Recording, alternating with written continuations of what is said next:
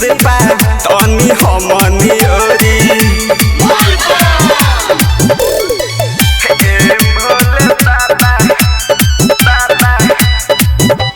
Music by DJ Umesh शुक्रिया बाजार।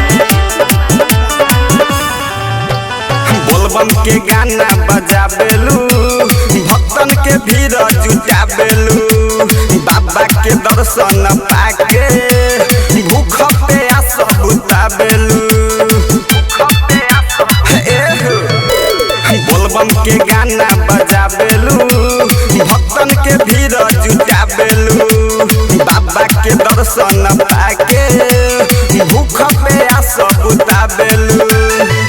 अब की बेद झोराबा में भर के जाई में भांग के गोली हे भोले बाबा कदी कृपा तनी हमनी ओरी हे भोले बाबा कदी कृपा तनी हमनी ओरी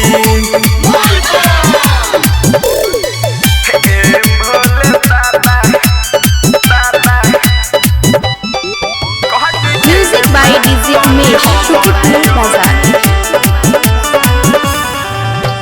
जियो जितेंद्र आई बाबा के भजन सुनाई जी सब कन्हाई के सभाई बाबा पर जलवा चढ़ाई हे बाबा सुन हो जियो जितेंद्र आई बाबा के भजन सुनाई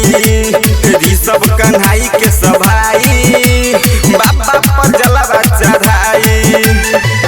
छोटू बिहारी साजू बोले बोलबम के बोली हे भोले बाबा कदी कृपा तनी हमनी ओरी बाबा